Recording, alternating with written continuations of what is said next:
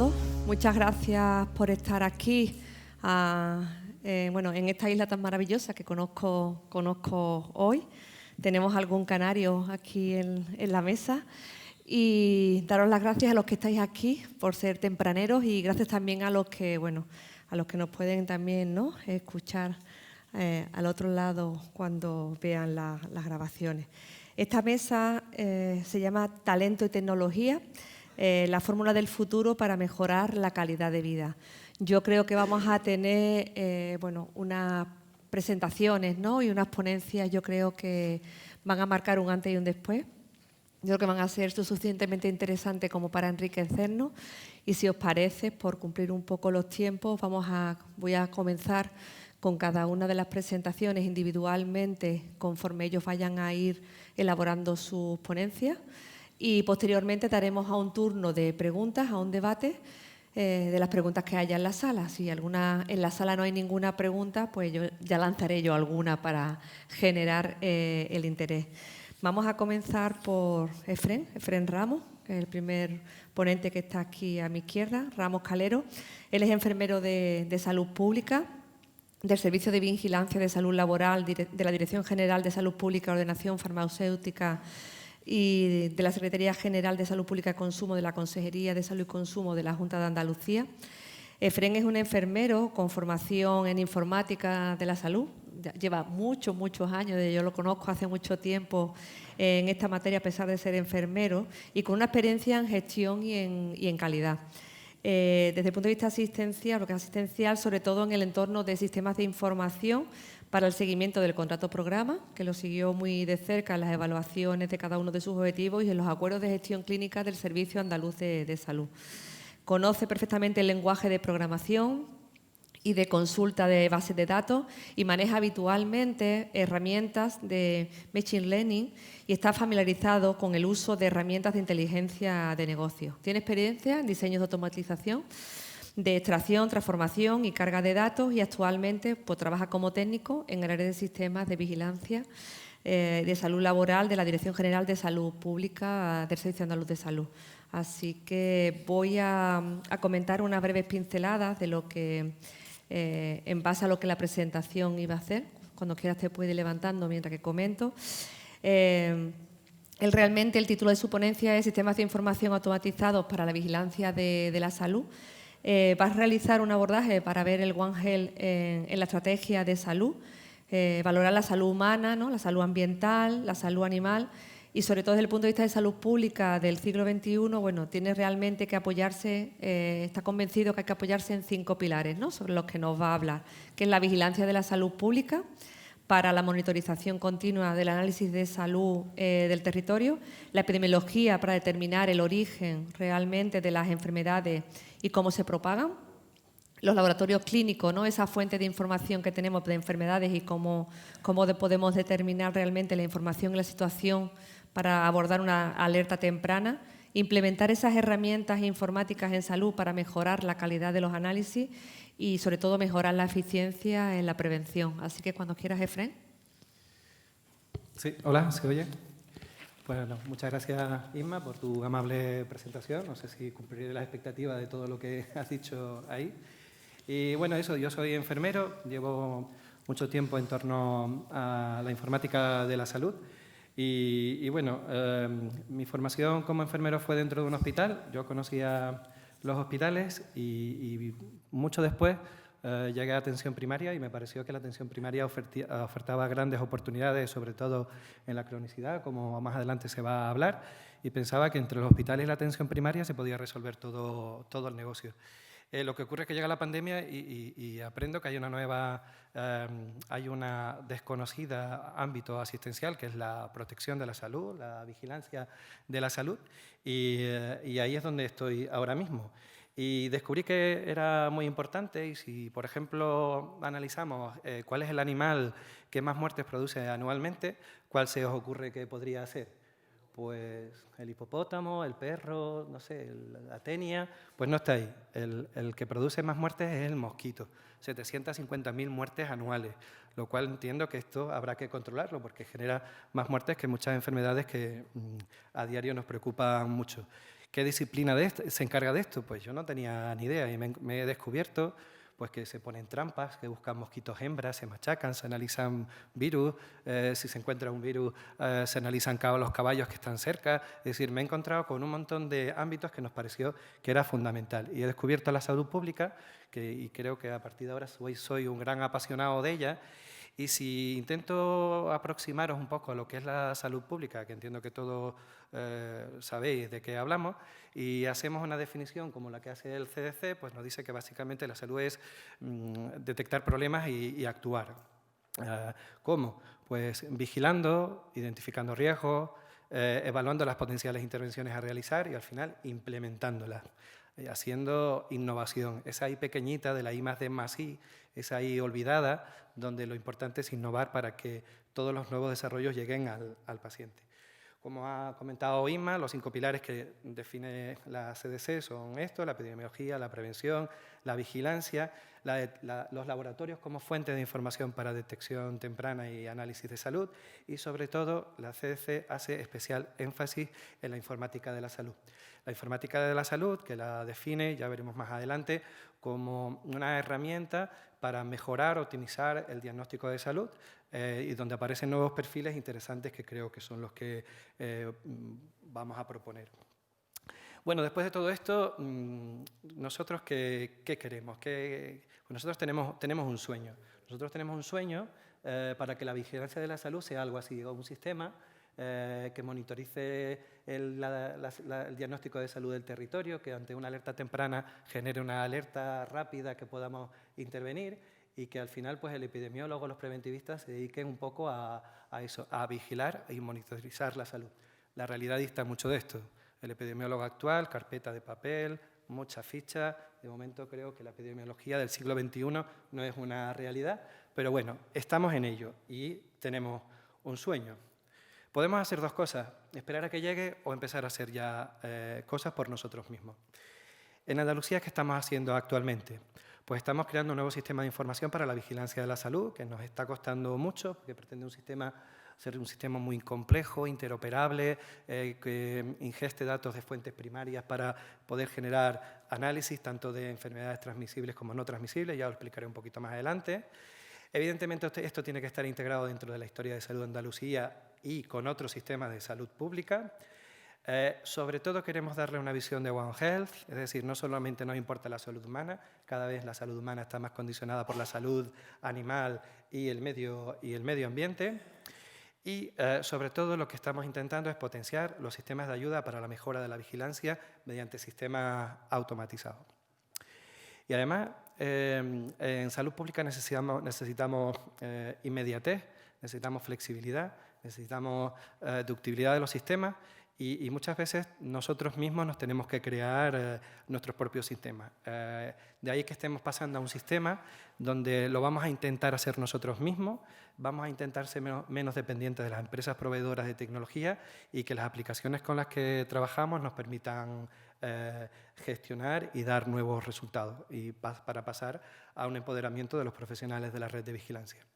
La CDC define un perfil similar a cuando se define que hay un arquitecto que pone en común a múltiples profesionales para llevar a cabo un proyecto, pues la CDC propone que exista una figura que lo denomina informatician o informático de la salud, no sabría muy bien cómo hacer la traducción al español, donde básicamente es un profesional que está a caballo entre la tecnología y la parte funcional de los sistemas.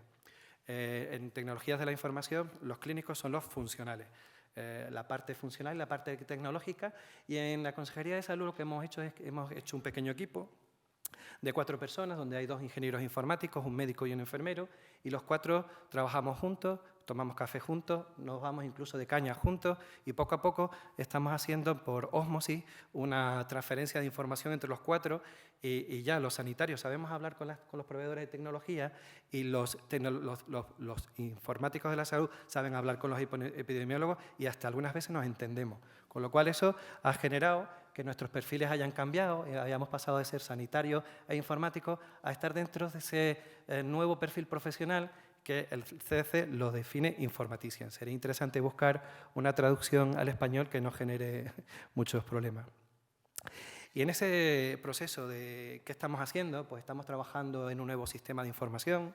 Red Alerta es nuestro sistema actual, pero necesita una renovación y estamos creando un nuevo sistema para la vigilancia que hemos denominado Argos. Por Argos, Panoptes. Argos, todo lo ve.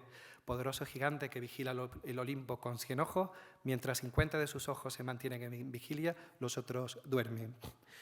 Y ese sistema pues, no solo pretende ser un operacional de registro, sino que pretende tener un potente sistema de explotación de datos, tiene que tener un sistema amable de gestor de contenidos, de visualización de datos, y por encima le queremos pintar una fina capa de inteligencia artificial sin grandes expectativas, pero evidentemente es el futuro de...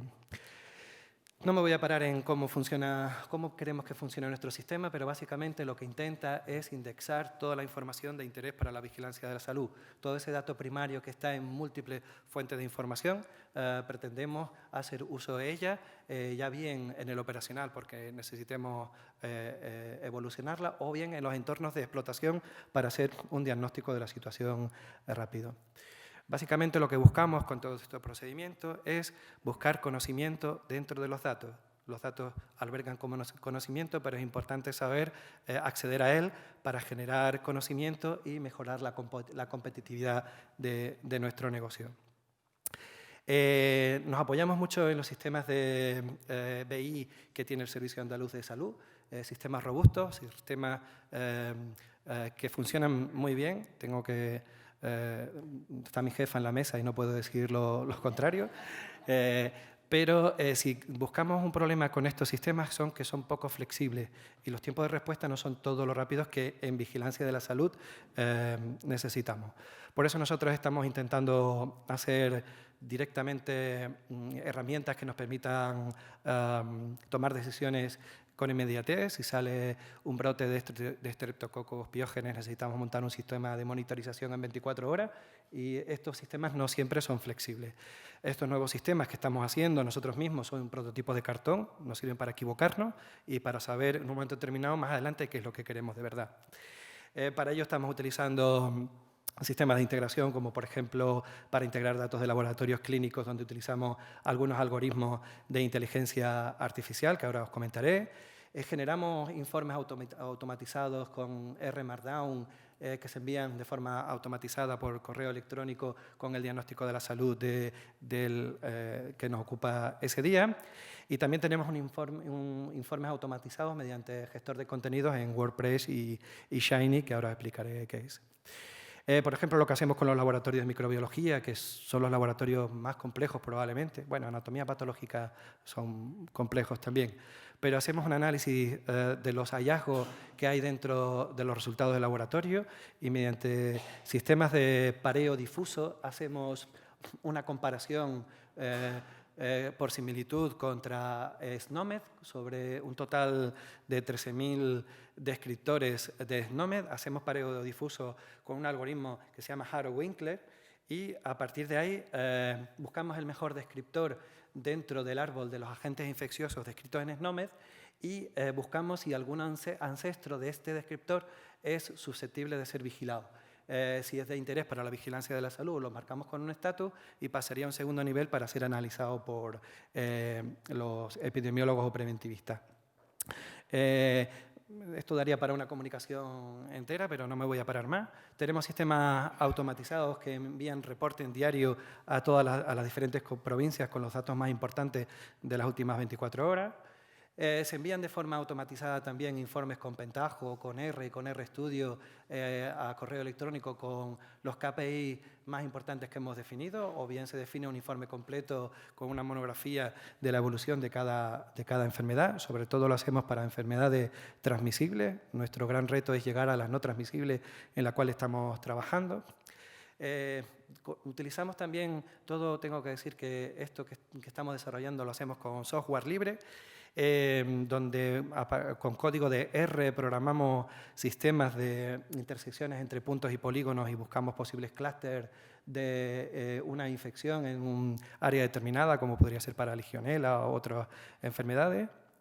También tenemos sistemas que detectan corredores endémicos y donde valoramos los casos esperados con los casos observados para hacer un análisis diario de en qué situación estamos.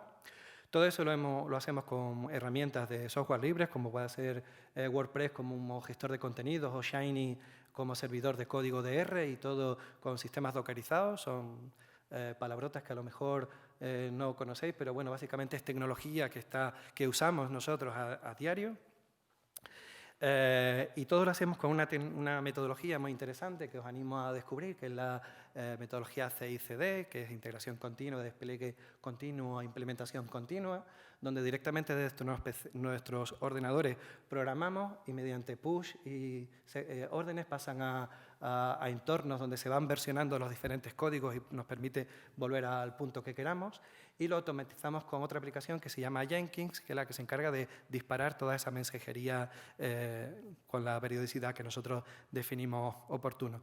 Esto hace que un informe que de nuestro interés en menos de 24 horas pueda estar en producción, pueda estar en nuestros servidores y pueda generar información para que ayude a la toma de decisiones a los diferentes responsables de nuestro entorno.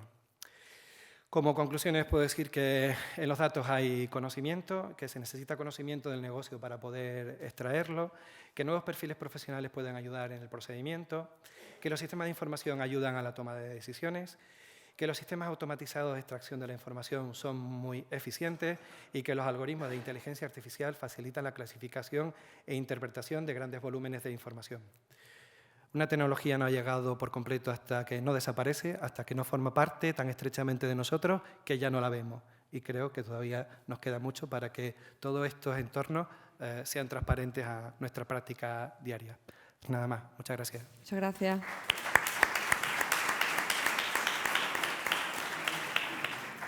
Muchas gracias, Efrén, por tu presentación. Bueno, las conclusiones son claras, ¿no? Empoderamiento al profesional para realmente hacer una red de vigilancia, vigilancia de la salud pública para monitorizar continuamente y hacer un análisis de salud del territorio, mejorar esa eficiencia de la prevención, que es nuestro objetivo, y bueno, que los sistemas de información realmente nos deben de ayudar a la toma de decisiones. Pues ahora vamos a dar paso al siguiente ponente. Él es Ángel Hortal Reina. Cuando quieras te puedes ir levantando. Él es director global del desarrollo de negocio de Sanidad Minsight. Ángel Horta, director global del desarrollo de negocio del vertical de Sanidad de Minsight, licenciado en Derecho por la Universidad de Granada y máster en Salud Pública y Gestión en la Escuela Andaluza de Salud Pública. Atesora una trayectoria de 20 años en el sector de la salud y en el ámbito de consultoría en estrategia, gestión y tecnología. En España ha desarrollado proyectos en los principales servicios regionales de salud, redes de provisión privada, aseguramientos e industria farmacéutica, y en el ámbito internacional ha trabajado principalmente en América Latina, en Italia. Ángel, bueno, nos va a hacer una presentación relacionado con todo el tema de la cronicidad. Hoy en día, bueno, sabemos, ¿no? El rol del profesional, del paciente ha cambiado mucho. Esa tendencia a la cronicidad, esa mayor complejidad del paciente, que, bueno, al cual debemos de darle acceso, ¿no? A otros niveles y con, como decimos, con talento, innovando para poder acercarnos a ese paciente tan complejo, para poder que los sistemas, sobre todo los sistemas sanitarios, den respuesta a este tipo de pacientes. Cuando quiera. Pues muchas gracias, Inma. Pues sí, yo creo que la comunicación se llama talento y tecnología, ¿no? Y vamos a intentar hablar de las dos cosas, porque es verdad que estamos en una época de mucha efervescencia tecnológica, pero no tenemos que olvidar que sin las personas toda esta tecnología no va a funcionar, o vamos a estar poniendo tecnología sobre procesos que hicimos con carácter previo a la irrupción tecnológica, ¿no? Entonces, yo creo que hoy lo que voy a intentar contaros es cómo empieza a haber tecnologías que todos estamos viendo, pero que lo que tienen es que hacer que empecemos a pensar en cambiar la forma de actuar, la forma de atender a nuestros pacientes. Me gusta mucho la charla de Efrén, en la que ha calificado la salud pública como otro nivel asistencial que ha conocido, y es verdad. O sea, yo creo que cada vez más el conocimiento agregado que nos ofrece la salud pública tiene que estar directamente imbricado con todo lo que sería el mundo de la asistencia normal o convencional. En esa línea, bueno, pues nos encontramos en unos años en los que estamos viendo cómo la cronicidad es el escenario perfecto para plantear escenarios que potencien la atención más coordinada de los equipos, tanto de los equipos asistenciales como de los equipos de gestión, que es un entorno donde sí o sí hay que integrar el conocimiento sobre todas las etapas de la enfermedad en un modelo de colaboración mucho más en red, que lo vemos todos los días. Tenemos dificultades de recursos para atender a toda la población y, por tanto, necesitamos que los sistemas de información o los sistemas operacionales con los que actuamos nos estén aportando mayor eficiencia en la asignación de estos recursos, que son escasos, van a ser más escasos en un entorno y en un escenario de aumento de la demanda.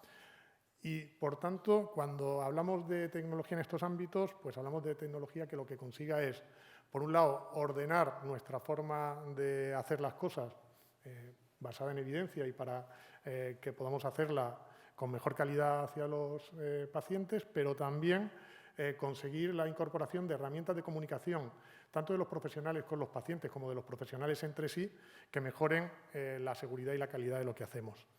Para ello, es importante además entender que el rol del paciente cambia mucho. Llevamos mucho tiempo hablando de un paciente cada vez más informado, más preocupado, con más capacidad de autogestionar su salud, pero es que además hoy en día puede estar interactuando permanentemente casi con los mismos sistemas de información con los que actuamos los profesionales para conseguir, en un entorno de salud digital, que los elementos de resultados vayan mejorando poco a poco. De cronicidad y tecnología, es que hablamos desde hace muchísimo tiempo. Preparando la charla buscaba cuáles eran los primeros momentos en los que empezábamos a hablar de esto y en los que empezábamos a incorporar tecnología de atención a crónicos, y ya me salían proyectos en 2010, en 2013, que fue el primer momento de expansión de elementos tecnológicos apoyando la cronicidad. Podrían estar en los sistemas de información, como todo lo que era el ecosistema de Palante en Andalucía, que nos aportaba nuevas herramientas de trabajo. Vimos cómo crecían en el País Vasco contact center específicos, que incluso llegábamos a plantearnos que la atención a la cronicidad podía convertirse casi en un cuarto nivel asistencial en el que se coordinaban cosas desde plataformas externas. En Galicia se hicieron muchas cosas. En definitiva, fue una época en la que hablábamos mucho de cómo la tecnología apoyaba a los procesos de atención a los pacientes crónicos en ese momento, pero el problema es que estamos desde entonces haciendo las mismas cosas cuando las tecnologías han cambiado muchísimo, ¿no? Yo creo que estamos en un buen momento para reflexionar sobre si en el escenario que previsiblemente viene de incorporación de muchos más recursos para todo lo que serían proyectos ligados a salud digital, tenemos que plantearnos un cambio radical de los procesos que en el 2010, cuando trabajábamos en elementos tecnológicos sobre la cronicidad, estaban basados en procesos definidos en 2005, porque hagamos un poquito de historia, o sea, los procesos asistenciales integrados eran dinámicas que se lanzaron en 2005, que conseguimos informatizar en cierto modo en 2010 con las herramientas que entonces había y los silos de información que entonces había. Y ahora lo que no podemos es perder el impulso o la capacidad de inversión que hay para estar poniendo tecnología sobre los mismos procesos que teníamos en 2005, porque la tecnología ha cambiado muchísimo y ha llegado de una forma muy distinta a todos nosotros, tanto a los profesionales como, sobre todo, a los pacientes. Nosotros, por tanto, en los últimos años lo que estamos viendo es que hay que generar modelos distintos de trabajar con nuestra población, que va más allá de lo que serían nuestros pacientes. Nuestra población empieza en un concepto de salud poblacional desde antes incluso de que se incorporen, de que tengan un evento patológico, se incorporen al sistema de salud como pacientes. Tenemos capacidad de conocer a nuestra población mucho antes de que interactúe con el sistema sanitario y tenemos que aprovecharlo. Y a partir de ahí tenemos que cambiar, o entendemos que hay que cambiar las formas de trabajo. Y tienen que ser formas de trabajo que probablemente requieren inputs previos para los que no estamos habituados los profesionales sanitarios a trabajar. Tenemos que trabajar desde escenarios de centros de control que nos puedan estar aportando visión de nuestra área desde una perspectiva más agregada y saber cuál es el perfilado de riesgo poblacional que tiene nuestra área de atención, pero que incluso en el momento en el que tenemos un colectivo de pacientes a los que seguir, tenemos también que verlo de otra forma y tenemos que aprovechar las capacidades que la tecnología nos da para trabajar sobre la totalidad del colectivo, incluso previo a la atención concreta de cada uno de los pacientes. Y, bueno, pues siempre lo decimos, pero nunca lo hacemos. El ideal sería que todas las mañanas, cuando llegamos a nuestro puesto de trabajo, tengamos un rato, y no es un rato corto, un rato amplio, para poder evaluar sobre los pacientes que vamos a atender esa mañana, en qué estado están. No ya solo sobre los que tenemos en el listado de trabajo para el día, sino el colectivo de población que estoy protegiendo, cómo está hoy. Incluso a partir de ahí, ver si hay gente a la que tengo que hacer alguna actuación de forma proactiva, incluso aunque no lo tuviera en la agenda del día, porque me sale una alarma determinada que me permite actuar sobre él. Y luego, por supuesto, hacer también todo lo que sería nuestra tarea diaria de ir viendo con los distintos elementos tecnológicos que tenemos a nuestra disposición, atención presencial, atención no presencial, cómo vamos gestionando nuestro trabajo. Pero yo creo que el cambio es empezar ya aprovechando que las tecnologías nos permiten hacer la cosa de otra forma, y esta es, yo creo que una forma bastante eficiente de lanzarla. A partir de ahí, ¿qué nos encontramos? Bueno, pues nos encontramos que tenemos que intentar disponer de sistemas que de forma mucho más ágil, mucho más ergonómica, nos permitan a cada uno de los colectivos profesionales que interactuamos con los pacientes ver lo que el paciente necesita o lo que al paciente le está pasando en cada momento. Y esto no es fácil, no ha sido fácil tradicionalmente, pero se resuelve hoy en día con todo lo que serían escenarios de interoperabilidad, donde desde una única estación de trabajo vamos a poder estar viendo de forma cómoda todos los episodios relevantes que ha habido sobre el paciente que tenemos delante en el momento de verlo. Y aquí podemos estar incluso haciendo seguimiento de muchas constantes que, como veréis ahora, no todas tienen que estar tomadas en cada uno de los episodios de atención o de consulta que tenemos, sino que muchas pueden haber sido aportadas automáticamente por cada uno de nuestros pacientes. Ahí es donde hablamos de la necesidad de redefinir el proceso. O sea, nosotros al final tenemos pacientes con los que interactuamos y cuando interactuamos recogemos toda la información con carácter retrospectivo. De lo que estamos hablando es de poder disponer de información, de que la información retrospectiva esté ya en el momento en el que nos sentamos con el paciente y poder, por tanto, estar planificando su salud y la gestión de su salud a futuro. Entonces, las herramientas que tenemos hoy en día lo permiten. ¿Las tenemos incorporadas a nuestro modelo de trabajo habitual? No. ¿Los procesos pensaban en estas herramientas cuando se definieron? Tampoco. Por tanto, creo que sí que estamos llegando a un escenario en el que este tipo de capa de interacción con cada uno de los pacientes ligado a la patología concreta en la que está va a ser una realidad que podamos ir viendo en los próximos años haciendo una visión mucho más integrada de todo lo que serían los procesos asistenciales de atención a los pacientes crónicos. No solo desde la perspectiva pues, más médica que veis antes, sino también desde una perspectiva de enfermería, porque al final todos los datos del paciente son relevantes para todos los profesionales y, por tanto, todos deben de estar de forma coordinada y de forma integrada accesibles para todos nosotros. Por tanto, hay mecanismos muy ágiles, antes hablábamos de la agilidad, en la que podemos estar recogiendo mediante formularios que podemos estar enviando online al paciente con carácter preventivo o mediante escalas que tengamos ya predefinidas, podemos estar consiguiendo elementos de mucha más eficiencia en lo que sería la atención y viendo qué partes hay que hacer directamente con el paciente delante o qué partes podemos estar delegando desde el momento 1 a que el paciente las haga desde su casa. Esto es otro de los elementos que ha cambiado muchísimo. Yo creo que si hoy decimos que tenemos que redefinir los procesos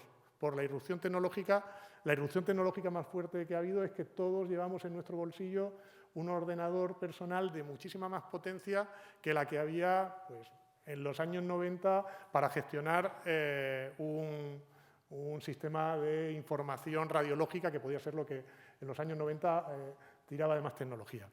Y además, este tipo de tecnología que todos llevamos en el bolsillo ha roto también los paradigmas de quién puede usarla y quién no puede usarla. Yo creo que hace 10 años, cuando planteábamos elementos de captura y de monitorización de los pacientes crónicos en una pirámide de Kaiser, en un estado avanzado que nos obligaba a tenerlos muy monitorizados, buscábamos tecnologías muy complejas, muy costosas y que además intentábamos que hubiera poca interactuación entre esa tecnología y el paciente, porque considerábamos que el paciente no iba a poder hacerlo por sí mismo, y planteábamos escenarios, incluso llegábamos a ver hasta de baldosas inteligentes para controlar el peso de la gente cuando estaba en su casa y era un paciente crónico, ¿no? Entonces, ese tipo de cosas han desaparecido. Cualquiera de los que estamos aquí y nuestros mayores son perfectamente capaces de interactuar con su teléfono móvil y mandarnos una constante, bien sea registrada de forma cómoda o bien integrada directamente a través de un dispositivo Bluetooth. Y esto cambia totalmente el escenario de atención, porque tenemos que replantearnos cuántas veces tenemos que ver a ese paciente y cuántas veces podemos simplemente recoger una información que nos viene. En la misma línea, podemos estar, como decía, enviándole directamente un cuestionario estructurado que nos dé información útil y relevante con carácter previo a nuestra consulta y que luego se nos presente de forma, como decía, ergonómica y que nos permita interactuar.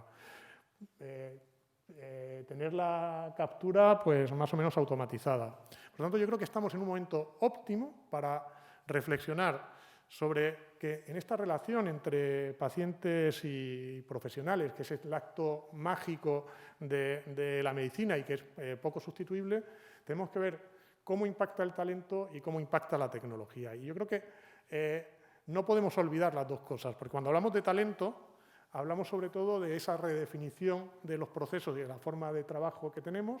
Cuando hablamos de tecnología, básicamente hablamos de dinero, porque la tecnología, sobre todo, se compra. Yo creo que estamos en un escenario presupuestario óptimo para lanzar nuevos proyectos y para hacer bien las cosas, pero lo que no podemos es poner la tecnología sobre los procesos antiguos. El elemento clave de reflexión hoy en día es tenemos que hacer una buena dinámica de redefinición de los procesos desde la óptica de la tecnología y del talento que tenemos hoy en día disponible. Muchas gracias. Muchísimas gracias.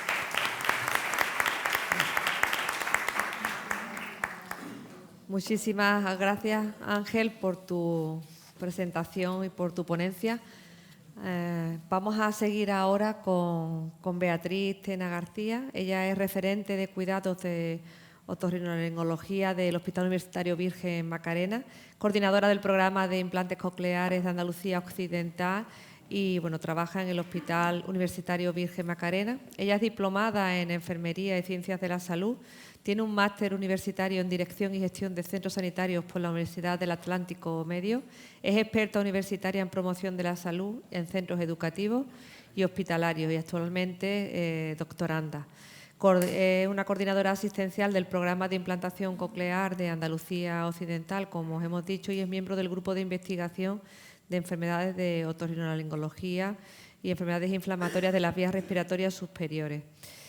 Profesora asociada también de la Universidad de Sevilla y presidenta de la Asociación Española de Enfermería de Otorrino, Cabeza y Cuello y vocal de ANDE Andalucía. Ella realmente de lo que nos va a hablar es de la tecnología inclusiva, más allá de la calidad de vida, ¿no? Esa inclusión social que necesitamos y donde el eje central serán los implantes cocleares y el programa que llevan ellos, ¿no? Desde el Hospital Macarena como centro de referencia de Andalucía Occidental. Así que cuando quieras. Muchas gracias, Inmaculada. Muchas gracias a todos también por estar aquí hoy compartiendo esta mesa. Como dice Inmaculada, soy Beatriz Tena, soy enfermera y bueno, cuando me invitaron a esta mesa y el tema principal era tecnología y talento, pues lo vi como una oportunidad para poder llevar al terreno concreto, ¿no?, lo que es tan generalizado de todo lo que hablamos, ¿no?, de lo que vienen hablando los compañeros de la tecnología, del talento, y poderlo llevar a algo concreto que es mi día a día y la práctica diaria. La tecnología, llevamos muchos años hablando de tecnología. Incluso ya el concepto de nuevas tecnologías ni siquiera se usa, está en desuso, porque lo que era nuevo deja de serlo. en un corto plazo, ¿no? Ya ni siquiera hablamos de nuevas tecnologías. La tecnología ha cambiado el mundo, nos mueve, nos cambia la rutina, ha cambiado nuestra forma de comportarnos y nos ha hecho muy dependientes. De hecho, creo que lo primero que hacemos cuando nos levantamos es mirar el móvil. O sea, hemos creado una dependencia que no la teníamos antes. Y está muy presente en todos los ámbitos de nuestra vida. Está presente en nuestras casas. Hace tiempo, y no muy largo, hablábamos del futuro cuando hablamos de las casas domotizadas o las casas conectadas, ¿no? Y ese futuro hoy en día es una realidad. Nuestras casas están impregnadas o invadidas de tecnología. Si miramos alrededor, tenemos wifi, tenemos fibra óptica, tenemos enchufes y luces inteligentes, algo que era impensable hace unos años. Salimos a la calle y la tecnología sigue arrasando por doquier. Incluso nuestra forma de movernos ha cambiado, de transportarnos. No solamente tenemos los transportes tradicionales, como es nuestro vehículo o los medios de transporte público, sino que tenemos aplicaciones que nos permiten trasladarnos ni siquiera con un patinete eléctrico o una bicicleta eléctrica sin necesidad de tenerlos que mover ni siquiera de la puerta de casa. Y en salud, cuando llegamos a nuestro ámbito laboral, al extracto laboral, hoy en día es impensable concebir la idea de salud sin la tecnología. Va muy de la mano, ¿no? Y gracias a la tecnología pues, hemos conseguido diagnósticos muy precoces, el tratamiento de enfermedades que hasta hace un tiempo era impensable. Desde este punto de vista, la tecnología ha cambiado nuestra rutina, como digo, ¿no? En todos los ámbitos de nuestro día a día. Pero la pregunta que me gustaría hacer es si esta tecnología ha sido igual para todos. Si ha llegado igual para todos. Si ha sido igual de inclusiva para todos nosotros. Veo que no. Por eso me gustaría añadirle a la palabra tecnología el apellido inclusiva, ¿no? Porque es cierto que la tecnología arrasa, está impregnado todo nuestro día a día, pero no es igual para todos. Y atendiendo un poco a la premisa de la Agenda 2030 de Naciones Unidas, en no dejar a nadie atrás, me gustaría hablar dentro de esta tecnología inclusiva de la diversidad funcional que no solamente abarca lo visual, lo motórico, lo auditivo o lo cognitivo.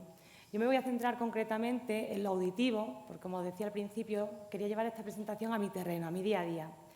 Yo trabajo en el Hospital Virgen Macarena, que es centro de referencia del programa de implantes cocleares de Andalucía Occidental.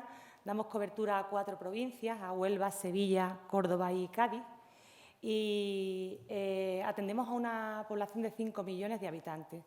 De esos 5 millones de habitantes, aproximadamente 13.200 aproximadamente son discapacitados auditivos. Y de esos 13.000, 1.000 personas son candidatos a implantes.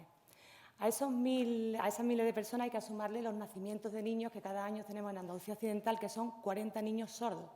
O sea que el volumen de pacientes que manejamos es un volumen bastante grande. ¿Qué es eso del implante coclear?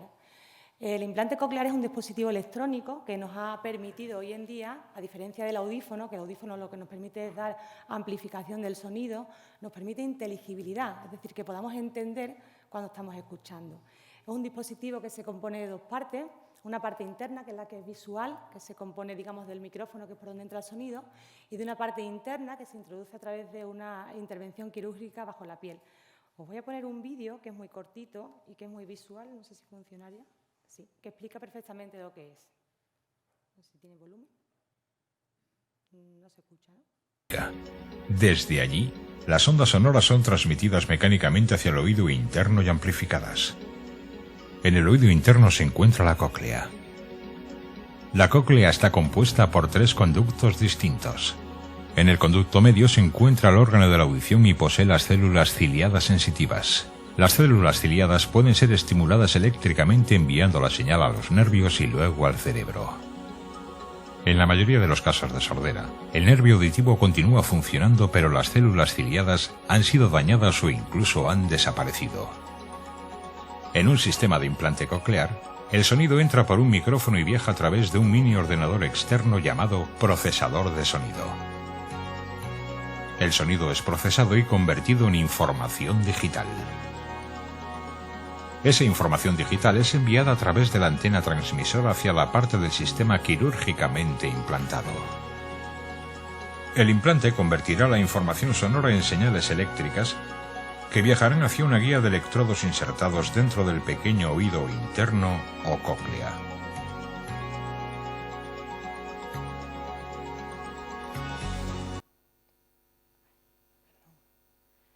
Pues bien, este implante coclear, este dispositivo tan pequeño, que no es tan grande, ha supuesto ser un facilitador en la accesibilidad de las personas con hipoacusia, ¿no?, de esta diversidad funcional que estamos hablando.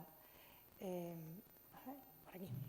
Como decía, el programa de implantes cocleares en Andalucía Occidental lleva vigente desde el 2008 y ha sido reacreditado actualmente en el 2022 y llevamos implantados a 827 personas de toda Andalucía Occidental, de las cuales tenemos a 305 menores de 7 años, porque Andalucía Occidental desde el 2017 tiene normativamente reconocido el implante bilateral en los niños menores de 7 años, que es cuando empiezan antes de desarrollar el lenguaje, y tenemos implantado a 265 personas mayores de 55 años. Es cierto que la población con los más pequeños sí está bastante sensibilizada. De hecho, ya incluso hay juguetes inclusivos, ¿no? Y me gusta poner esta diapositiva porque incluso Disney tuvo un guiño con los niños implantados en una de sus películas, poniendo a uno de los protagonistas con un portador de implantes. Y es cierto que cada vez más están más incluidos, es más visible y más normalizado el tema de los niños con implantes cocleares. Los resultados de salud, estamos hablando de tecnología, pero hay que traducirla en resultados de salud. El hecho de que los niños lleven un implante coclear no es solamente un dispositivo, es un dispositivo que lleva un impacto bastante grande en todo lo que es el desarrollo del lenguaje y de la comunicación de los menores. Y que esto va a impactar en 3 niveles. En el nivel escolar, os imagino un niño que no puede escuchar ni puede oír, ¿no?, ¿cómo sería el rendimiento escolar de estos niños? En el ambiente social, son niños que empiezan a forjar las amistades, su círculo de amigos, empiezan a relacionarse. Y en lo laboral, cuando dejan de ser adolescentes, abren la puerta a lo laboral. Por eso el talento que nosotros, como profesionales que trabajamos en programas de implantes cocleares, tenemos que sacar el talento que ellos tienen. Y os voy a poner algunas imágenes que es de lo que se trata, ¿no?, de sacar el talento de ellos que tanto tienen. Tenemos a personas implantadas como Laura Samper, que es pilota de Fórmula 1, tenemos también implantadas que son campeonas de patinaje olímpico, que puedan tocar un instrumento, que puedan hablar de un idioma, que puedan cantar, que puedan desarrollar ese talento y que sean incluidos dentro de la sociedad. La tecnología va de la mano también muchas veces del diseño, ¿no?, y estamos en una era donde la imagen pues apela por encima de todo, ¿no? Y el hecho de que haya carcasas donde se puedan diseñar y que los niños se sientan mucho más cómodos, más incluidos dentro de esa discapacidad, que no me gusta hablar de la palabra discapacidad, sino de diversidad, pues bueno, hace que todo sea mucho más accesible y mucho más inclusivo. No podemos dejar de hablar solamente de la inclusión dentro de lo que son las paredes del hospital o dentro de lo que es la familia, ¿no?, de la burbuja donde están ellos. Hay que hablar de la inclusión también fuera. El bucle magnético ha supuesto también tecnológicamente una adaptación para estas personas con hipoacusia, pero desgraciadamente esta inclusión no llega a todos. El bucle magnético consiste en un sistema de cableado que a través de un amplificador, pues el sonido que pasa por el micrófono de la persona que está hablando llega directamente al implante.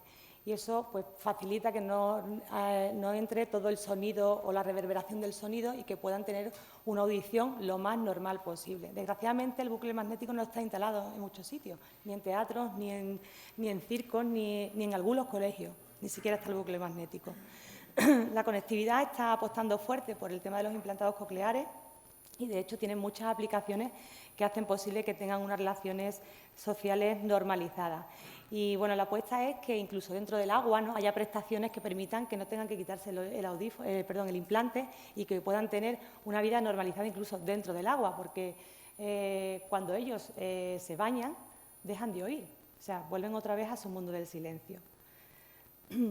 Quizás en esta discapacidad o en esta diversidad funcional auditiva los más invisibles son los mayores de 60 años. Como os decía, la población está muy concienciada con los niños, por la sensibilidad que nos mueve.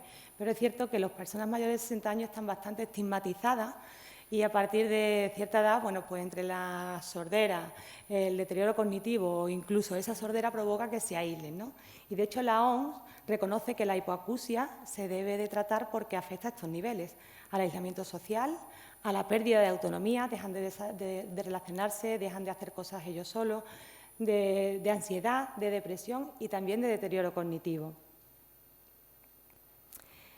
Me gusta resaltar este dato, que es importante, porque se reconoce la pérdida auditiva como la tercera condición de salud crónica más común en personas mayores de 65 años, superadas por artritis y por hipertensión.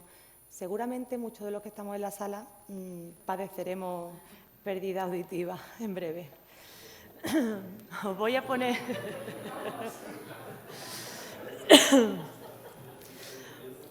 Os voy a poner una imagen, ¿no? Una fotografía de los números que movemos en Andalucía, que es el ámbito en el que yo me muevo, y es muy significativa, ¿no? Aquí tenéis una demostración de lo que son las edades que están presentes en las provincias, en las diferentes provincias de Andalucía, y entre 60 y 79 años, casi en Sevilla y Málaga, quizás porque son las más pobladas, pues tenemos casi 400.000 personas, un número bastante grande. Pero además en el margen, entre mayores de 80 años, tenemos 90.000 personas en Sevilla, casi 80.000 personas en Málaga, 66.000 en Cádiz. O sea, tenemos ahora mismo un panorama con una población bastante longeva. Y esta diapositiva es mucho más llamativa aún, porque hablamos de la población centenaria que tenemos en Andalucía, mayores de 100 años. Yo ahora que estaba elaborando la tesis, cuando solicité al Instituto de Estadística los datos, me llamó muchísimo la atención. Tenemos casi 3.000 personas en Andalucía mayores de 100 años. Por lo tanto, habrá que pensar también en la calidad de vida de estas personas con el implante coclear, y no solamente en los niños. Por eso el impacto es muy similar, tanto en niños como en adultos. Quizás no en la parte escolar, porque ya la tienen desarrollada, pero sí en la parte familiar. Existen muchos problemas a nivel familiar cuando una persona deja de oír. En lo social, la autonomía, la depresión, la ansiedad, el aislamiento, están muy referentes en la parte social. Y en lo laboral, ten en cuenta que son personas mayores de 55 o 60 años que tienen todavía una vida activa y que esto les provoca un aislamiento, pero además un aislamiento a nivel laboral. Por lo tanto, el talento es sacar también el talento que tienen ellos, que siguen teniendo talento las personas mayores de 60 años. Recientemente, en el Congreso de Diputados, se presentó el libro blanco sobre implantes cocleares en adultos y en ancianos. Era una manera de poner encima de la mesa el futuro, que son, bueno, pues la longevidad de la que estamos hablando, ¿no? Y en uno de los capítulos recogían los beneficios que el implante coclear tenía. Y me llamó mucho la atención porque los beneficios los recogían a través de testimonios de los propios pacientes. No se ve muy bien, pero bueno, algunos venían a referenciar pues, que habían recuperado autonomía, que habían vuelto a viajar. Había uno, que es el icono grande, que decía que había salvado su matrimonio. Bueno, no sé si a alguno le interesará tener el implante o no, pero bueno, decía que había salvado su matrimonio porque desde que le había provocado la sordera, pues ya no había diálogo en casa, habían dejado de salir, no había participación por la pareja. Y este último hace referencia a una enfermera. Yo, como soy enfermera, pues me creo mucho sensibilidad también, porque decía que había vuelto a trabajar y que por fin volvía a escuchar a sus pacientes y volvía a poder comunicarse con sus pacientes. Bueno, pues todo este panorama nuevo de la longevidad y de esta población que estamos teniendo ahora, este nuevo paradigma, abre una puerta también a la tecnología con la inteligencia artificial. Actualmente, el equipo en el que trabajo, estamos trabajando con la inteligencia artificial, creando una inteligencia, un algoritmo de inteligencia artificial que sea capaz de predecir el deterioro cognitivo asociado con la hipoacusia. Y ahora mismo es en lo que estamos trabajando, en lo que estamos moviéndonos.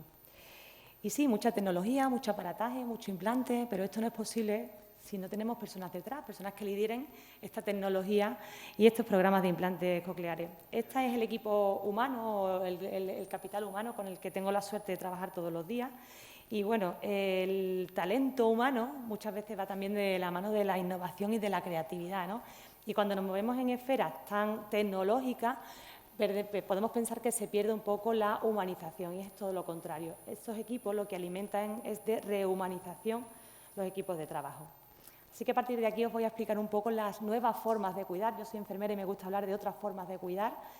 Y bueno, tenemos innovaciones organizativas, que es la red de implantes. Nosotros hemos creado una red que va más allá de lo que es lo sanitario. Hemos abierto las puertas y tenemos una red creada con maestros, logopedas, centros de atención temprana, familias, asociaciones, con una persona de referencia, que es la coordinación con la que estoy yo llevando a cabo, y tienen un nombre, un apellido y una cara. Y es un contacto con lo que tenemos con ellos, un nexo después del implante. El implante se pone y no acaba ahí, el implante continúa en la vida social, laboral y familiar. Tenemos también otro tipo de proyectos participativos. En nuestro servicio, nuestro ratón Pérez recicla, no recoge dientes, lo recoge, son pilas de los implantes cocleares y de los audífonos que también portan los niños, ¿no? Tenemos un documento, que es el libro de los implantes cocleares, que se creó, como decía, no para los propios profesionales del servicio, sino para esa red de implantes que hemos creado. A ver, Bueno, tenemos también tecnología lúdica, ¿eh? Tenemos nuestras motos que son una motivación para ellos, que hacen que el ambiente tan hostil, son niños que tienen que venir a muchas revisiones, a muchas programaciones, activaciones y que hacen que sea mucho más inclusiva. Tenemos las redes sociales, me paso 2 minutos nada más, las redes sociales, que es donde están nuestros usuarios, que nos permiten tener un contacto con ellos. Hace poco fue la campaña de Goya, bueno, se celebraron los premios Goya en Sevilla, Goya fue sordo, y creamos la campaña de que uno de los Goya, unas figuras que están por la ciudad, que llevara el implante coclear puesto, ¿no? Entonces, es una manera de visibilizar también y de que sea inclusiva. Las tecnologías, tenemos el entorno sonoro, que a día de hoy nos permite, es un sistema multicanal que tiene asociado no solamente lo visual, sino también lo auditivo, y permite que podamos evaluar de manera nueva, no tradicionalmente como hacíamos en una cabina de audiometría, sino que podemos hacer en entornos reales y ponemos entornos de sonidos de una calle con tráfico, una cafetería, y ahora estamos trabajando para tener el entorno de la Feria de Sevilla, para que sea lo más real posible. Y bueno, la gamificación, ¿no? Estamos trabajando también en la formación, es una apuesta en nuestros servicios, y una manera de trabajar también es a través de la formación. Y el sistema que utilizamos nosotros es el sistema del Skate Room, ¿vale? Es una manera de evaluar los conocimientos, de integrar al equipo, de que esa red multidisciplinar, enfermeros, médicos, logopedas, todos participen y se evalúen. No me quiero entretener mucho más porque me he pasado el tiempo, pero bueno, lo que quería decir es que el programa de implantes cocleares es una suma de tecnología, pero con un talento asociado que permite integrar a las personas en estos niveles de los que hablo, del social, del familiar, del laboral, y que bueno, es una manera de transformar la atención a los pacientes y que tenemos que sumar la tecnología de la mano del talento. Muchísimas gracias, perdón por el tiempo.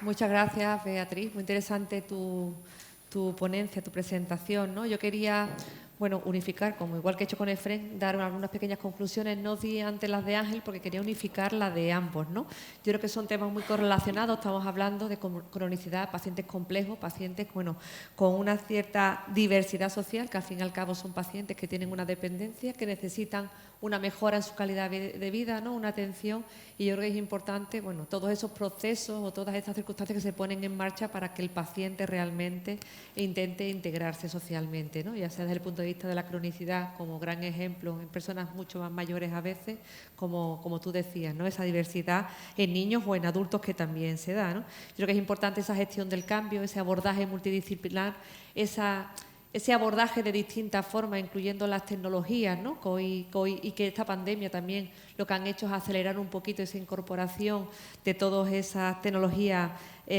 informática o digital que necesitamos, y sobre todo también la necesidad, ¿no? De definir ese proceso o ese modelo de atención o de asistencia que necesitan también nuestros pacientes, distintamente en la franja etaria en la que estemos, para realmente tener resultados, ver resultados en salud y la mejora de la calidad de vida, ¿no? Yo agradecer a los dos vuestras ponencias porque quería concluirla finalmente. Y ahora pasamos a la cuarta ponente. Ella es Nieves Villar Fresno, es enfermera y es directora general de Emergencias, Protección Civil e Interior. Es enfermera de atención continuada en Extremadura desde 1996 a 2009, secretaria de la sección sindical de UGT hasta 2015, directora de enfermería del área de salud de Cáceres y después fue directora de atención especializada hasta 2016. Enfermera de cuidados respiratorios intermedios, de nefrología y neumología del Hospital San Pedro de Alcántara de Cáceres hasta 2017. Desde entonces hasta la actualidad, pues ella es directora de emergencias general, como he dicho, de Protección Civil e Interior. Tiene un máster en gestión de instituciones sanitarias, otro en drogodependencias y SIDA. Es posgrado en logopedia y bueno, tiene múltiples ponencias y participación en congresos y publicaciones relacionadas con su puesto de trabajo e inquietudes. Ella realmente nos va a exponer en su ponencia, bueno, que realmente con dónde debe estar centrada realmente como profesión la enfermera, ¿no? Cómo centrarla y les capacita para poner a la persona en el centro del sistema. Esa capacitación y potencia del enfermero fuera de ámbitos que debe ser reconocido. Y en una segunda parte de su presentación realmente nos va a poner unos ejemplos, ¿no? Yo creo que van a ser muy interesantes de cómo anticiparnos y prevenir emergencias, bien mostrando, bueno, cómo funciona el 112 de Extremadura, ¿no? Así como su centro de gestión desde el mundo, ¿no? Enteramente público, y cómo a través de esa red de alerta realmente temprana contribuyen a la reducción de riesgos y de la mejora de la vida de personas. Pues cuando quiera. Muchas gracias, Inmaculada. Bueno, pues buenos días a todas y a todos. A mí me gusta mucho que hoy haya coincidido que sea 8 de marzo, que estemos celebrando el Día Internacional de la Mujer, que estemos celebrando el día del patrón de la enfermería. Yo siempre digo que el día de San Juan de Dios es el día que celebramos la profesión más bonita del mundo, no porque sea mía, sino porque de verdad me lo creo. Creo que aquí en la sala habrá algún que otro enfermero, ¿no? Además de los que están ahí, ¿no? Sí, ¿no? Porque yo en la primera parte de la intervención, cuando me han dicho que se llamaba talento y tecnología, pues quería hablaros del talento enfermero. Ese gran talento que está presente no solo en los hospitales, fuera de ellos, y que constituye pues, una manera muy sencilla de modificar la sociedad. Quería agradecer también a la organización, sin ninguna duda, por haberme invitado, para haber invitado a la Junta de Extremadura para que podamos estar hoy aquí. A mi anterior jefe, a Fran, que está aquí presente, también agradecerte que nos acompañes. Y a los que habéis elegido esta mesa por haberla elegido, porque aquí la competencia es bestial y este congreso pues es muy, muy grande, ¿no? Bueno, yo me defino siempre como que me llamo Nieves y soy enfermera. Y es lo que soy, y los que seáis enfermeros entenderéis lo que digo. Pero, sin embargo, me pasa que en los diferentes foros a los que voy, cuando salimos de la reunión, siempre hay alguien que se acerca y te dice, sí, pero tú, además de ser enfermera, ¿qué eres? Y entonces yo ya tengo mi cara escéptica ensayada, ¿no? Para esta ocasión. Supongo que muchos de vosotros pues también habréis vivido esa situación. Y un poco los que somos enfermeros necesitamos vender nuestra profesión de cara al exterior, porque debemos de tener mucha más presencia en todos los sectores. Para eso estos congresos pues, son fabulosos para visibilizar lo que hacen los enfermeros. Y quería poner unos ejemplos sin extenderme demasiado. Pensando un poco en el... no, porque espera. Gracias. Bueno.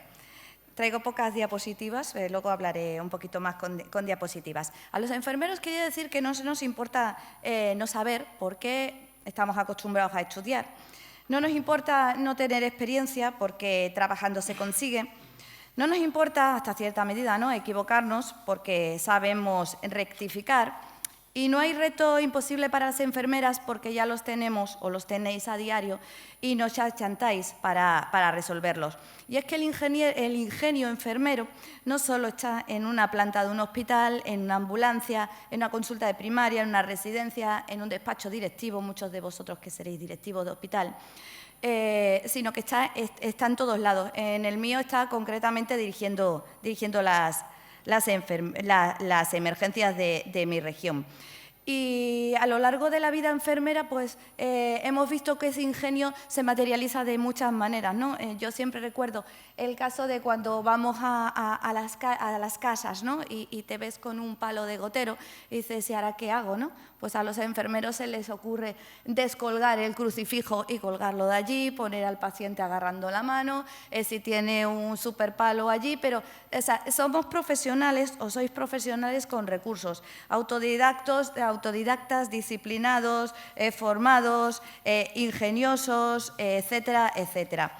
Y yo, como ya sabemos que el talento enfermero está ahí, os quería poner un ejemplo que es un matemático árabe que se llama Al-Khawarizmi, que no sé si alguno de vosotros os suena. En el siglo IX le preguntaron que hablase de cuál es el valor de las personas, cómo se calcula lo que valen las personas, ¿no? Y como aquí el eje de este congreso es el valor de las personas, el poder de las personas, yo os quería poner esta fórmula matemática que este matemático árabe hizo en su momento. A él le decían que calculase, ¿no? Y él decía, bueno, pues si la persona tiene ética, esa persona me vale un 1. Si la persona además tiene inteligencia, le ponemos un 0 después del 1 y esa persona me vale un 10. Si la persona además es rica, le ponemos otro 0 y me vale un 100. Y si además la persona es buena persona, le ponemos otro 0 y ya me vale un 1000, ¿no? Entonces, yo pienso que los enfermeros, los profesionales sanitarios, por no focalizarlo solo en la enfermería, valen un 1000, bueno, nos quedaremos en un 100 porque, como sabéis, nadie se hace rico de esta profesión, entonces nos quedamos en un 100, ¿no? Todos los profesionales valen un 100 porque tienen ética, porque tienen inteligencia y porque son buenas personas. Y nos lleva a que socialmente o políticamente, como es mi caso, pues a lo que nos tenemos que fomentar es a desarrollar esos unos y a buscar esos ceros. Y así pues conseguiremos un valor humano muy importante para poder gestionar, en mi caso, las emergencias y en cada caso de cada uno de vosotros vuestro ámbito competencial, ¿no? Os voy a contar cuál es el nuestro en Extremadura. Nosotros trabajamos gestionando incidentes y también previniéndolo. Y esto es súper enfermero. Es la prevención. Se ha hablado, lo han hablado los compañeros anteriormente, de las redes de alerta temprana, de cómo prevenir. Bueno, pues básicamente eso es lo que hacemos nosotros también y os voy a poner algunos ejemplos bastante interesantes de proyectos con los que estamos trabajando ahora. La gestión de incidentes, como sabéis, como en toda España y en toda Europa, se hace a través de los 112. A nosotros, a los que estamos fuera del sistema sanitario, yo antes lo llamaba 112, pero la primera vez que llegué como enfermera al 112 y dije 112 me cayó un capón y me dijeron que no, que hay que cambiar el rol y se tiene que decir 112 porque es el teléfono que se marca. Así que yo, aprovechando que estamos en un ambiente más sanitario, os lo digo a todos vosotros por si queréis empezar a decir el 112. Bueno, pues nuestro 112 es un ejemplo de gestión porque tiene una serie de características el modelo extremeño, que es 100% público, que es 100% integrado e interoperativo. Y con esto os quiero decir que hay una sala en la que se gestionan todos los incidentes que entran en el 112, todas las llamadas se integran, se trasladan y se solucionan porque allí hay presencia de absolutamente todos los elementos integradores. Hay jefes y jefas de sala y operadores de respuesta, hay técnicos sectoriales, hay personal de Cruz Roja, hay Guardia Civil, hay Policía Nacional, hay Policía Local, hay médicos, hay enfermeros, hay bomberos y hay servicios de extinción de incendios. Con lo cual, nosotros gestionamos desde que entra el incidente hasta que se acaba. Como yo creo que en la mayoría de todos los 112 del país, la mayor carga se la lleva el sector sanitario. En nuestro caso, la estadística que os muestro ahí es de este año, la memoria de este año pasado, el 58% es carga asistencial puramente sanitaria, que la hacemos con médicos, con enfermeros y con Cruz Roja.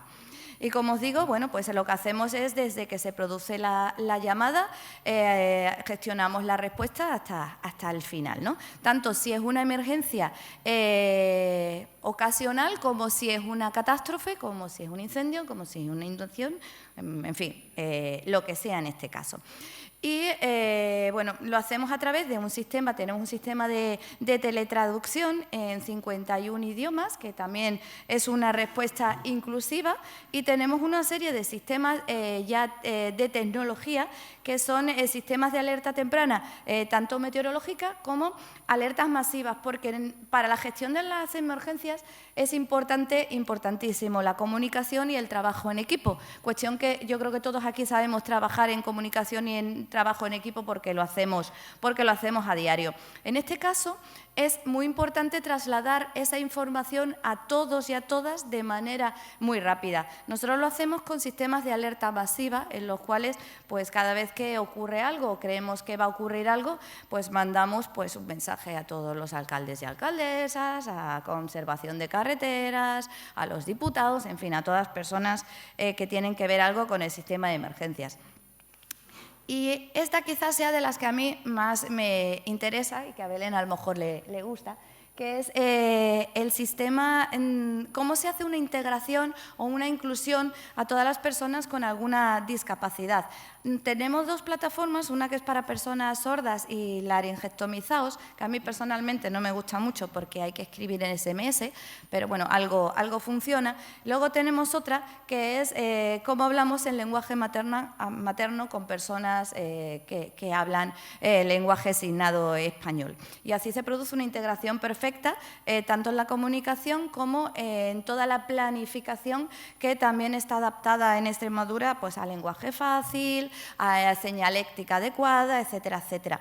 Ahora mismo estamos trabajando pues, en 5G, en un proyecto pionero que es transmisión de datos y de voz interoperable e integrado, porque como también se ha dicho anteriormente por el compañero de Indra, todos tenemos teléfonos móviles, somos capaces de grabar un vídeo, subirlo a redes sociales, pero sin embargo cuando llamamos a los 112 solo llamamos por voz.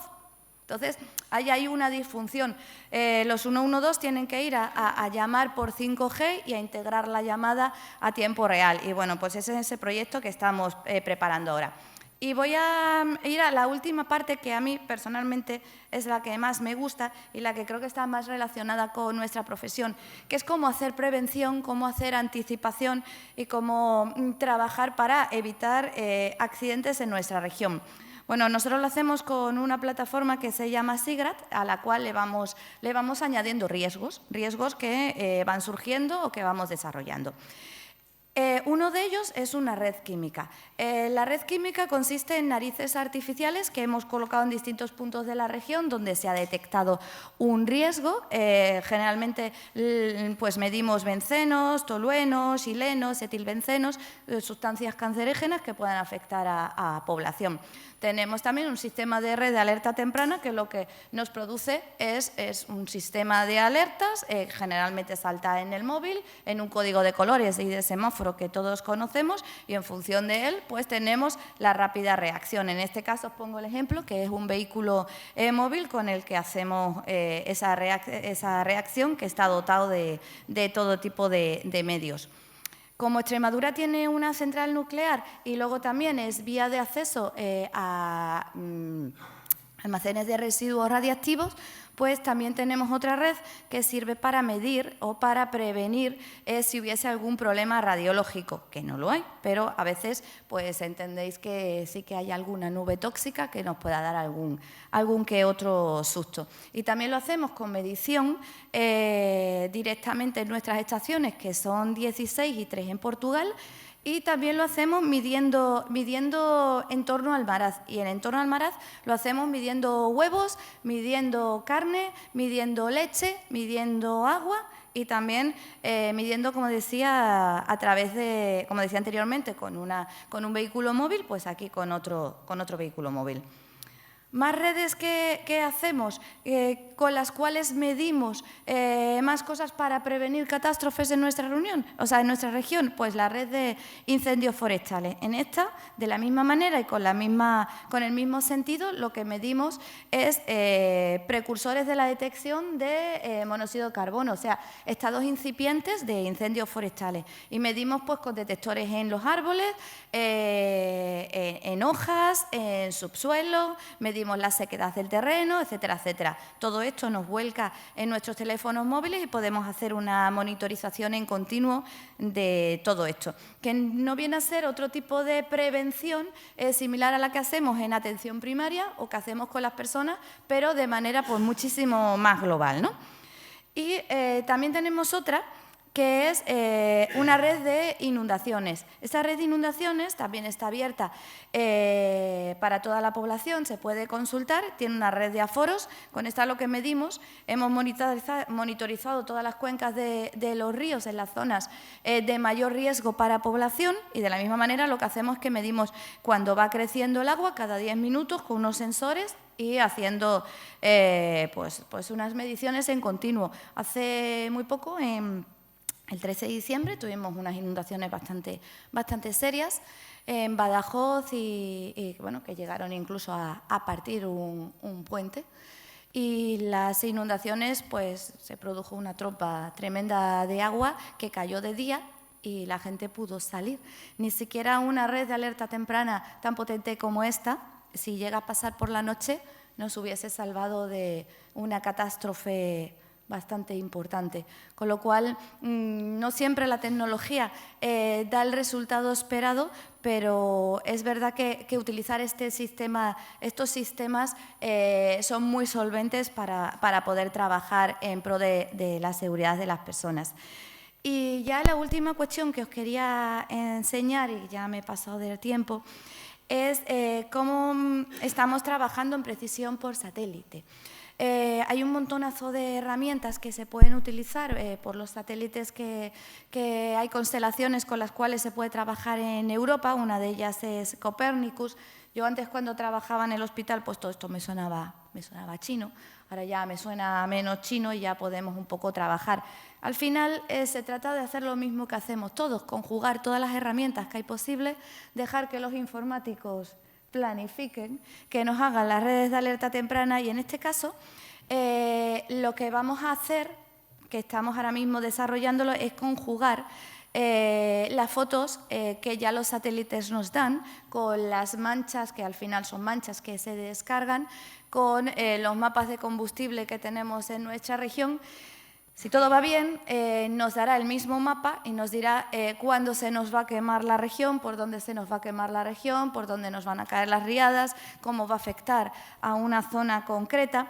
Y ahí os tengo una foto que son ejemplos. Pues ese es el volcán de La Palma, ¿no? Son imágenes de esta constelación, pero del volcán de La Palma. Y os quería poner, pero no sé si es muy cortito.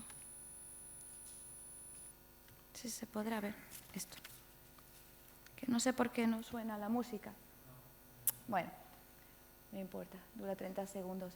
Ese es el centro en el que nosotros trabajamos, que es el Centro Alertados, que está en la Universidad de Extremadura, en Cáceres. Y bueno, esa es la antena que ahora mismo mira al cielo y está descargándonos todo lo que está ocurriendo en climatología, en un barrido muy, muy grande, con lo cual podemos proporcionar datos incluso a otros países, a toda la parte atlántica. Y bueno, nos descargamos la señal, la estamos decodificando. Todavía no os puedo enseñar el código de semáforos, que es lo que nosotros vemos, pero bueno, además de emergencias, pues estamos en condiciones pronto de poder hacer todo eso, que a mí al principio me parecía ciencia ficción, pero afortunadamente ya me parece que está más cerca de ser un hecho. Y para finalizar, os quería decir que como enfermeros, pues que dejemos nuestra impronta enfermera, que humanicemos todo lo que podamos, que humanicemos nuestra vida en todos sus planos, y así, lógicamente, conseguiremos hacerlo en esta sociedad. Así que muchas gracias a todos y a todas.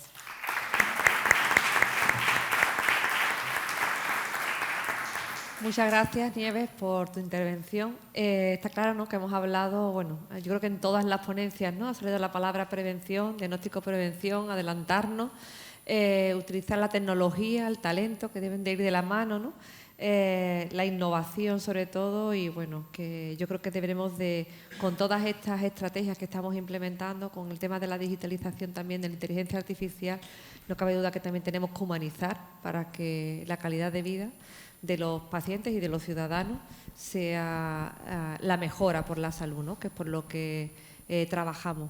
Yo no sé si en la sala hay alguna pregunta para alguno de los ponentes. ¿Sí? Buenas, ¿qué tal? Bueno, felicitaros a todos por las ponencias, y un comentario, una pregunta para Efrén y una pregunta para Ángel. A Efrén, bueno, agradecerte la visibilización de los sanitarios en sistema de información, un sitio donde tú ya has llegado y otros estamos intentando transitar, no sin dificultades. Y ahí estamos.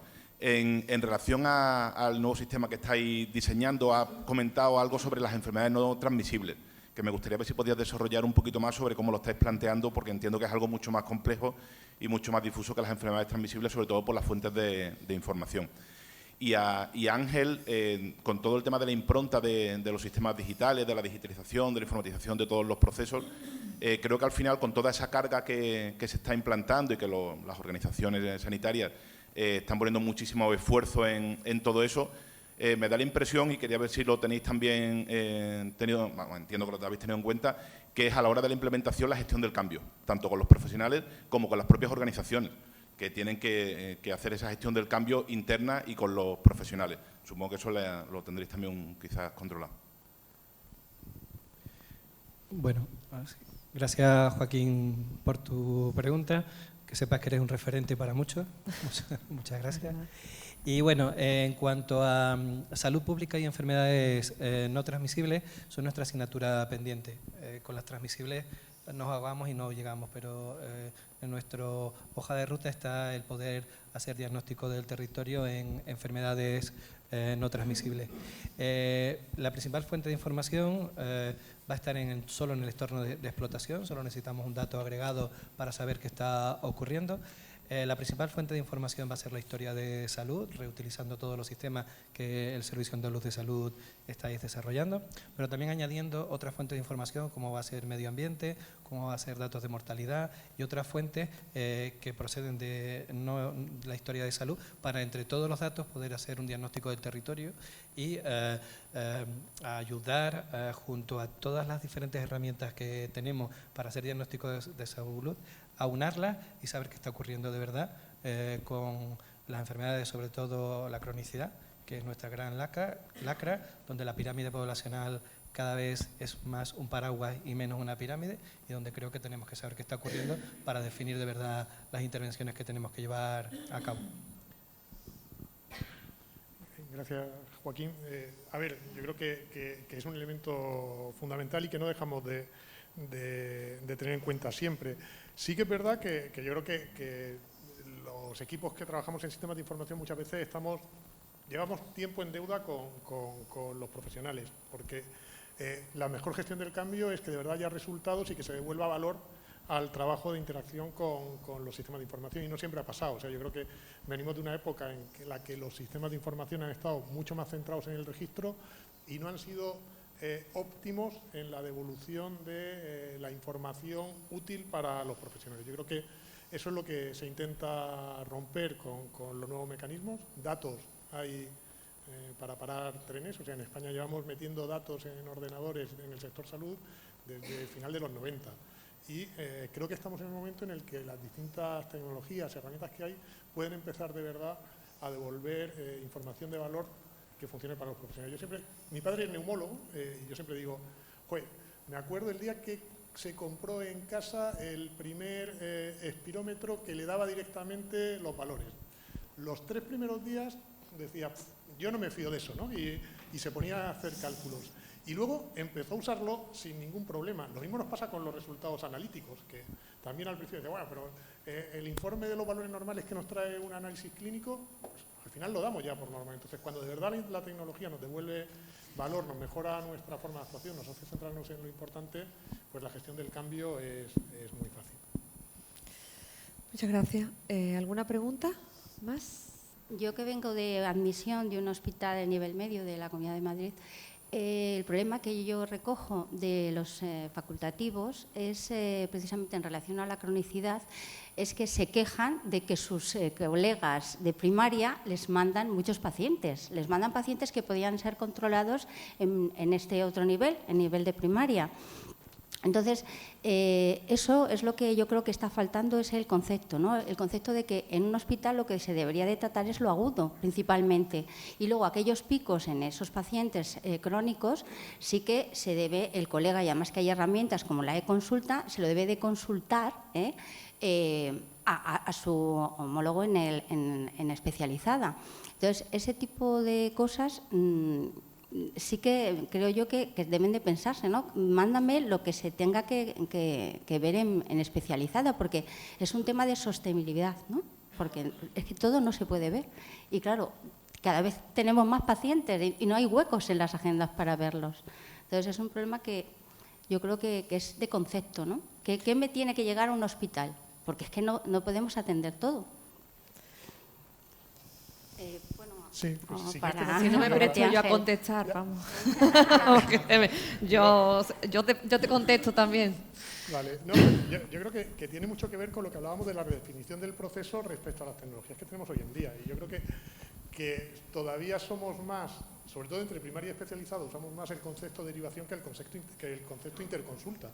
Y es que hay muchos elementos en los que, bueno, partiendo de la base de que hay cosas en las que no habría que ir ni a primaria ni a especializada, pero hay muchos elementos que se podrían resolver en tiempo real con buenos sistemas de interconsulta y buenos sistemas definidos en los que la comunicación sea mucho más interactiva entre primaria y especializada.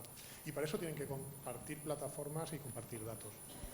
Yo tengo que contestar, aunque sea la moderadora, si me vais a permitir, porque los que me conocen saben que no, bueno, yo creo que cuando es correcto intervenir, debo de intervenir por aclarar, ¿no? Al menos desde el punto de vista nuestro, desde el punto de vista de Andalucía. Y es verdad que yo soy clínica, soy asistencial, pero bueno, llevo muchos años en gestión y he pasado yo creo que por todos los cargos, ¿no? Hasta que he llegado donde he llegado y ya está. Pero es verdad, lo que tú dices es un problema. Yo creo que no debemos de hablar de ámbito, no está en el debate de la mesa, pero creo que es importante, ¿no? Reseñarlo. Primero, no debemos hablar de niveles. Eso yo creo que debemos de hablar de un modelo asistencial más líquido en la que no hablemos de niveles. Eso para empezar. Segundo, no debemos de hablar, o no deberíamos de hablar, perder ya de ámbito de primaria, ámbito de especializada, porque todos son especialistas, seamos la especialidad que seamos. Y eso es importante también reseñarlo. Yo creo que en todas mis intervenciones, cuando yo tengo una ponencia, lo traslado. Y después, es verdad que tenemos que mejorar, pero tenemos que mejorar esa relación, como tú bien dices, porque es verdad que hay un cierto hospitalcentrismo, ¿no? Que viene, bueno, lo hablábamos antes, ¿no? Un cambio de modelo asistencial, un cambio de cultura organizativa que nos hace falta implementar. En Andalucía estamos bastante avanzados porque, bueno, Joaquín, por ejemplo, que es uno de los profesionales que ha hecho la pregunta, ¿no? Se ha trabajado mucho, que realmente la pandemia lo ha acelerado, ¿no? Nosotros tenemos un modelo de DIRAI, un sistema de formación, una historia clínica digital que tenemos perfectamente integrado primaria con hospital.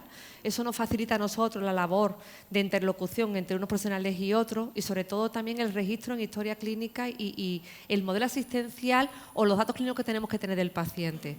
Se creó, nosotros le llamamos un gestor de informe, que es como una hoja de consulta clínica, porque nuestro DIRAIA de primaria es un poco más encorsetado hasta que saquen el gestor del proceso, que están trabajando en ello, que nos facilitará esa la labor.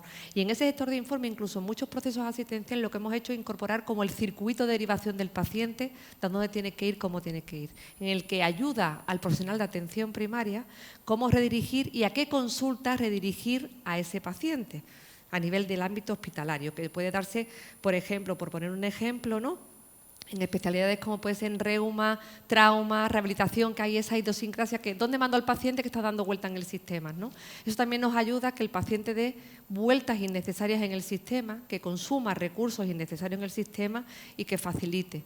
¿Que deberíamos de tener hospitales más de agudos? Debemos de tender a ese modelo asistencial y debemos de tender también más a ese modelo de que el hospital crónico, bueno, más complejo o que no tenga necesidades agudas en ese momento, se ha atendido en hospitales de día, en hospitalización domiciliaria, se ha atendido con una continuidad asistencial entre el hospital y primaria para que revierten el cuidado del paciente con la enfermera gestora de caso, con el médico de familia, ¿no? A pie de cama o en el domicilio para también, bueno, humanizar también un poco más, que tanto hablamos de humanización también, ¿no? Que podamos hacer. Y no sé si alguno de los compañeros que estaban aquí de Andalucía pueden intervenir, pero yo no me podía. Sí, el director general de asistencia que está aquí va a complementarme. El micrófono.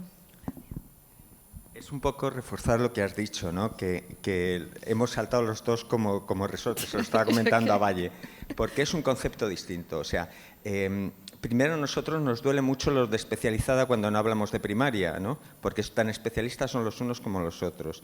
Y yo creo que debemos de asimilar todos los niveles y los estamentos. Estamos todos trabajando con un eje que es el paciente, pero el eje del paciente tiene que estar desde el cuidado del profesional y el cuidado del profesional se le hace accediendo a los profesionales de primaria y a los profesionales hospitalarios para reforzar su investigación, su docencia, su integración. La respuesta es unívoca al final, porque si veis todos los procesos crónicos, que la mayoría de los procesos estamos viviendo afortunadamente en una etapa de procesos crónicos a los que le tenemos que dar respuesta. Eso depende de los estilos de vida fundamentalmente, y eso ya lo dijo Lalonde hace muchísimos años, de los estilos de vida de los ciudadanos, ¿no? Entonces nosotros tenemos que, todo el sistema sanitario se tiene que volcar en fomentar esos estilos de vida saludables saludable del ciudadano, y eso solo se puede volcar cuando uno y otros hablamos exactamente el mismo lenguaje, porque la detección precoz va a ser en atención primaria, el diagnóstico va a ser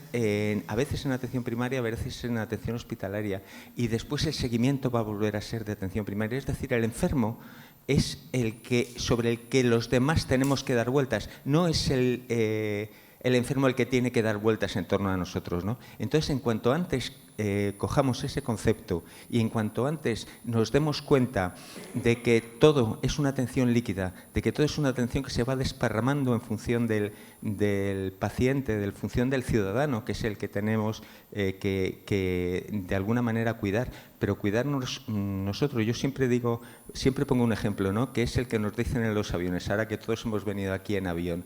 Cuando te sacan la mascarilla, dice, muy bien, usted, antes de ayudar al suyo, ayúdese usted.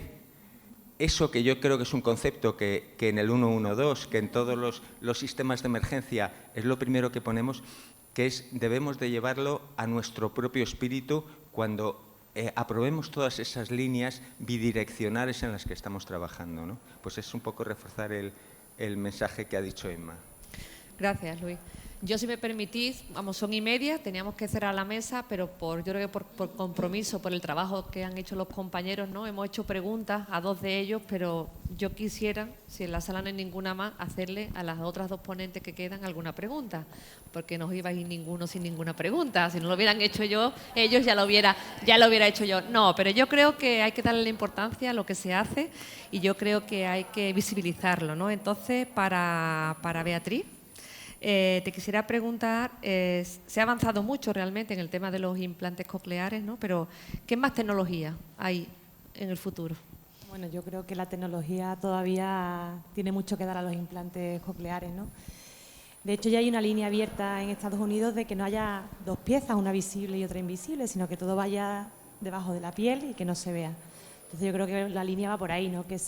A nosotros nos parece que es un dispositivo pequeño, pero el que lo porta todos los días no es pequeño, es un dispositivo que lo lleva visible y yo creo que la tendencia a nivel de tecnología inclusiva es que cada vez sea menos visible. Y por otra parte, la inclusividad ya la he puesto ahí, ¿no? El tema del bucle magnético, que está tan poco admitido en la sociedad, ¿no? Y que es tan necesario. Hay colegios que no lo tienen, facultades que no la tienen, y ya no solamente a nivel académico, a nivel social, ni teatros, ni hoteles, ni auditorios quizás. Yo no sé si este tiene bucle magnético o no. Entonces yo creo que los tirolos van por ahí, ¿no? El que la tecnología vaya incluyendo cada vez más este tipo de pacientes. Muchas gracias, Beatriz. Y para Nieves, si quisieras hacerte, que había apuntado yo aquí, ¿cuáles son los elementos más importantes para conseguir un cambio de conducta global de la sociedad dirigida a prevenir o anticipar? Pues para cambiar tenemos que creérnoslo todos y trabajar todos. A nosotros en las emergencias muchas veces parece que los que tienen que trabajar son los intervinientes, los sanitarios, los que tienen las obligaciones, ¿no? Pero tienen que creérselo todos y la sociedad, y hay que trabajar mucho políticamente y socialmente para hacer partícipe a todas las personas en cualquier tipo de gestión, Siempre contar con las personas. Muy bien, muchísimas gracias. Pues nada, muchísimas gracias a vosotros por haberme acompañado en esta mesa. Gracias por vuestra ponencia y vuestro talento, vuestra innovación. Y gracias a todos vosotros por estar aquí, escuchar y agradeceros también vuestra participación. Que tengáis un buen día. Gracias.